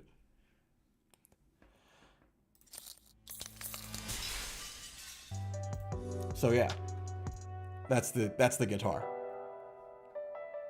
And what do we have? Maple top, mahogany body, mahogany neck, so it's not a maple neck guitar. It's a gloss finish guitar. I've already got a problem with it. As you guys know, we don't... I'm not a fan of gloss guitars. They're sticky, okay? I like my guitars satin. Matte satin, that's what I do. It has a disclaimer. In order to continually improve the design, quality, and performance of our products, Epiphone reserves the right to change specifications without notice. Okay, fair enough. Large C custom neck, so that's a thick neck we're talking about here. Not a fan either, to be fully honest with you. It's a set neck, one-piece mahogany neck, nickel finishes, Grover Rotomatic with spade buttons is the tuning machines. You got a single ply bell black for the truss rod cover. What else have we got here? Otherwise, like other than that, everything else is pretty standard Les Paul, right? Aluminum saddle, custom bucker neck or bridge pickup doesn't tell you anything. So it's just like, they call it custom bucker, doesn't tell you much, but I would suspect that it's just trying to, you know, make it as close as possible to Jeff Beck's guitar. So I guess that's where you want to go with it in terms of your expectations, right? 2 volume, 2 tones, CTS pots. CTS pots are high quality pots. That's why they keep mentioning it. Mallory capacitors, switchcraft 3-way toggle.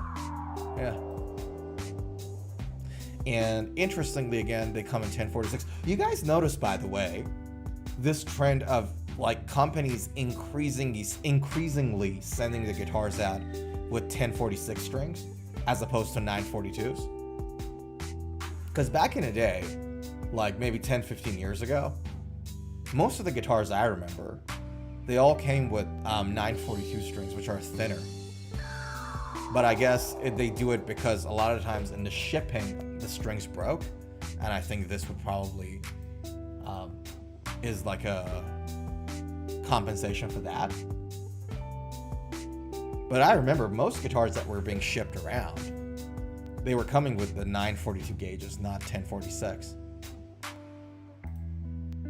Also, keep in mind, like, if you send something with 1046, so you got more string tension, then you actually want to send the guitar, ship the guitar out with loosened strings. You don't want to pressure the neck. You would basically make sure that you adjust the truss rod so that the neck is pretty much flat and straight. So you don't want a bow. You don't want a bow or a back bow for that matter. You want it as straight as possible and loosened up strings when you ship the stuff around. Yeah, interesting guitar. I like the look of it. What I noticed is that with this Oxblood, the Gibson Oxblood is a little darker than the Fender Oxblood. Because if you look at, for example, hold on, Fender Tele Oxblood. Have a look. It's a little brighter. So there we go. That's a real photo. It's actually a little brighter than the Gibson one. The Gibson one looks really dark. Gibson Les Paul Oxblood. Let's see if we can find a real photo. Like, not a stock photo. There we go. Like, that's a real photo. See how darker it is? Obviously, Gibson can't do the brighter Fender one because of copyright issues, right? Copyright claims and all that jazz, but it's a lot darker than the Fender Oxblood. Like, when I think of Oxblood, I think of what Fender got. Like, this is what I think about when I see Oxblood. Yeah. Interesting guitar. Not my type of guitar. But it's a really interesting one. I don't like thick necks. I don't like gloss stuff. I'm not a biggest fan of Gibson or Epiphone. But yeah, that's the thing. All right, guys. I think I'm going to leave it there. I think we went on for about a couple of hours and we talked a lot of guitar. There was another Ibanez guitar I wanted to talk about. There's a premium Ibanez that came out, and I'll leave it for next week, or later this week. So I'm definitely, when are we streaming next? Definitely streaming next week, same day, same time. Yes, definitely doing that. So that's the regular schedule. But I'll try to see if I can squeeze in on somewhere sometime midweek, either morning or night, so not afternoon. I'll try to do that. I've been trying to do more and more of these streams because I have a lot of fun doing it, but it's just that I have to find the right balance so I can make sure I consistently do it. And this time slot like works perfectly for me, and hopefully works for you guys as well, because I see likes of Zuhair, who's kind enough to join the stream every time. Dorotio does that. Empty Symphony from Bahrain joined us last time, but didn't this time. Johnny Bean was there. You had Audiomorphy was there. So I appreciate you guys coming in and hanging out with me and asking all these amazing questions, man. Like, you guys make me think and you guys make me learn. And hopefully this stream, on the stream, you guys can learn a thing or two, but also have a lot of fun doing it. So with that being said, guys and gals, we're going to call it a day. So good to see everybody. Man, happy 4th of July, if you're celebrating it. 4th of July weekend. And remember, man, laugh, have fun, play your guitar. Life's short. That's what I say.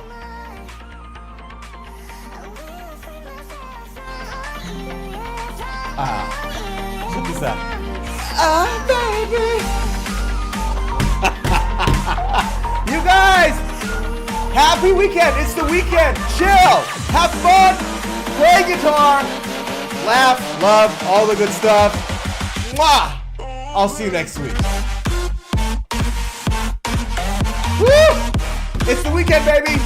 Let loose. Let go. Have fun. That's the way to go. Oh, yeah. See you next week. Take care of yourself, guys. Love you all. Catch you.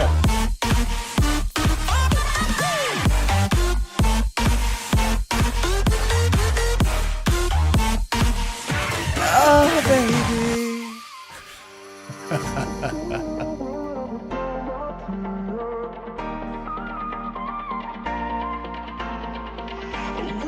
Myself from